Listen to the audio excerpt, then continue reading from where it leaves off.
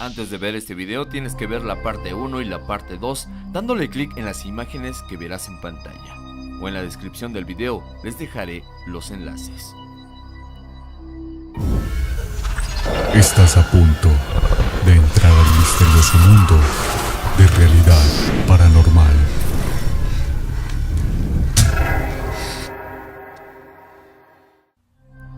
Jonathan se sentía solo en esto. Era su responsabilidad.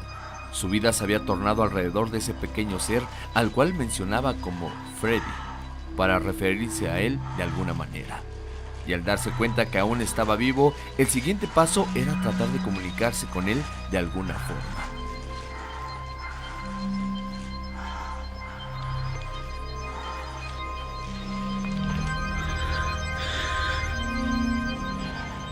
Dentro de los archivos que conservó Jonathan se encuentra una serie de audios originales donde podemos escucharlo tratando de darle agua y podemos escuchar los extraños ruidos que este extraterrestre emitía. Pongamos mucha atención.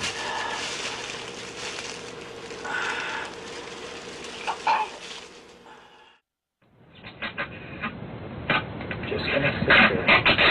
It's okay. No, calm down. Calm down. I'm not gonna do anything. Just gonna sit there. It's okay. It's okay. It's alright. I'm not gonna move. Okay? No one is gonna hurt you anymore. I won't hurt you anymore. Promise.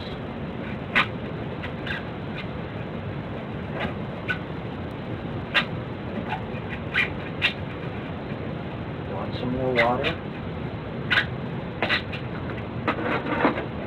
Let me give you some more water.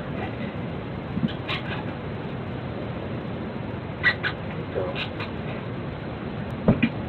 Go. Okay.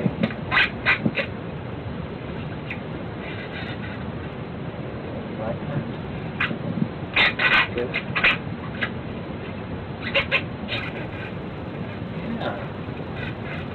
I like that. Okay. Show me what you are needing.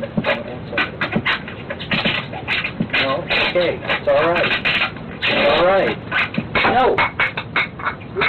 Please. Okay. No more. No more.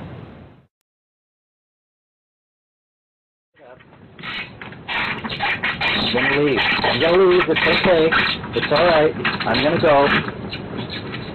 All right. I'm gonna turn it off.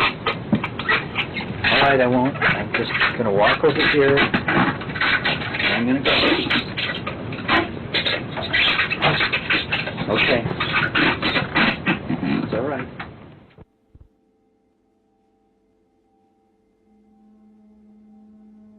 Jonathan definitivamente no podía llevar esto solo, por lo que se comunicó con personas de respeto en el campo de la ciencia y principalmente en uno al cual llamaba Profesor X, para ocultar su identidad. Por lo que al estar dando información sobre su caso, se da cuenta que comienza a ser perseguido y ser vigilado. Al parecer una organización se había enterado de lo que Jonathan escondía en su casa. I had taken many pictures, 35mm pictures, videotapes, audio tapes of this creature and everything, all of my involvement in my home. I started to feel that all of this was in jeopardy, that my life was in jeopardy. We believe that this phone call was probably the one that got the attention of the people that I call the dark side. Some people call these people men in black. Some people call them the military or the dark force to suppress this kind of information from ever coming out into the public. I believe we triggered somehow this organization in our attempt to get help to deal with this, because 2 days later there was a knock on my front door and there were 3 people standing there that said, "Jonathan, we need to talk to you about what you found." And I had not called these people at all. In fact, they had communicated either by intercepting these phone calls or someone had called them, in fact. These people were very abrasive to me. These people asked me questions about my life, about whether or not I was willing to give up my career, my credentials, the hope for a better future for myself and possibly my family. If I was to go public with any of this information, that all of my life could possibly be in jeopardy.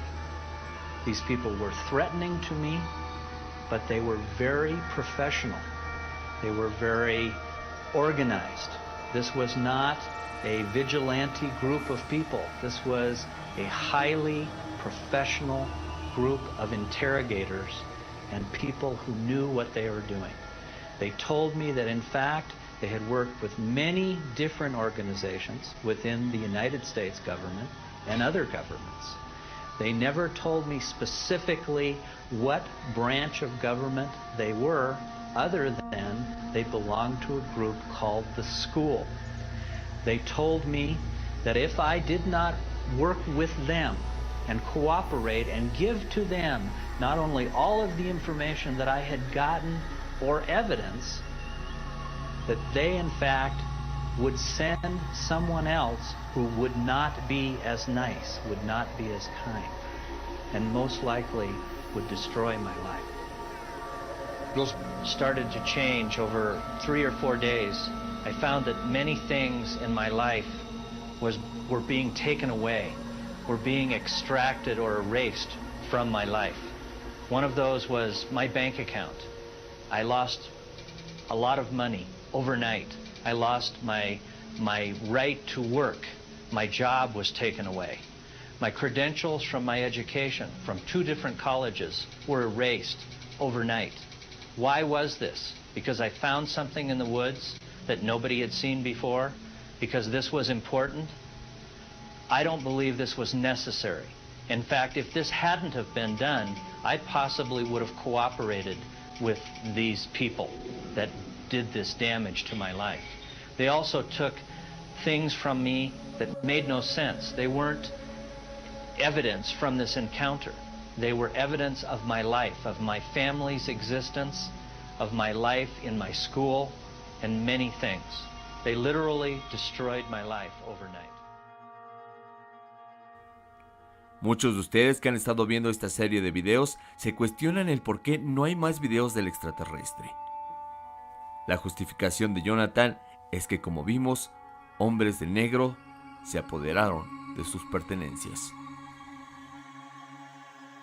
From my home, many pieces of evidence, trying to store them in safe places, knowing full well that my house had been entered and hoping that not everything had been stolen at that moment. On the 9th day, I returned to my home in my car to find many vans parked in front and behind my house. I only observed this from my car in passing. I was not going to stop, knowing full well in my mind that they were taking my evidence. I drove to a friend's house for many hours, only to return to my house finding it empty, finding all of my furniture torn apart. Most of the evidence that was still in my house was now gone. There were holes in the floor, there were holes in the ceiling, some as wide as 2-3 feet in the plaster that they had cut like as if they were looking and probing for something that maybe I had hidden, which I hadn't in these spots. There were holes in the grass in the yard, like something had been stuck and probed maybe every foot looking for I don't know what. But obviously they had been very thorough. They had taken almost everything. The toilet had been removed from the floor. The water was running. The sink was ripped from the wall in the bathroom. Why this? I don't know. It was insane to me. But it was definite that they were thorough and they were looking for anything they could find. I entered the garage. The freezer where it normally was gone. I thought in my mind, they've got Freddie. They've taken him because he's nowhere to be found. And I thought they have been absolute in this.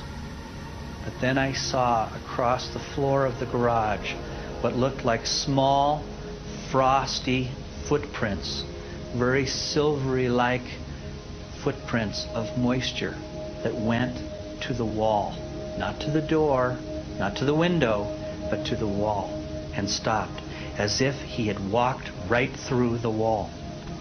At that moment, I felt and I had hoped that he had gotten away, and that they did not in fact have him, that they did not seize his body.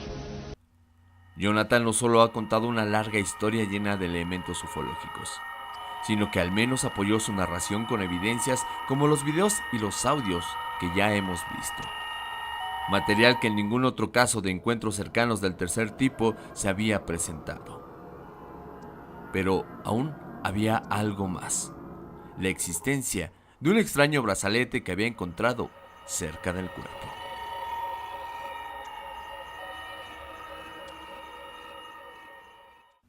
Hasta aquí, a grandes rasgos, ha sido la primera parte de esta historia. Lo que veremos en el cuarto tomo será cómo Jonathan Reed lleva el brazalete a México, hace una prueba de teletransportación y cómo su historia se empieza a venir abajo, hasta ser tachado de realizar uno de los más grandes fraudes de la ufología. Comparte este video, suscríbete al canal y sígueme en mis transmisiones en vivo por YouNow. Mi nombre es Oxlack Castro. Muchas gracias, recuerden que juntos somos la Legión Oxlack. Hasta la próxima.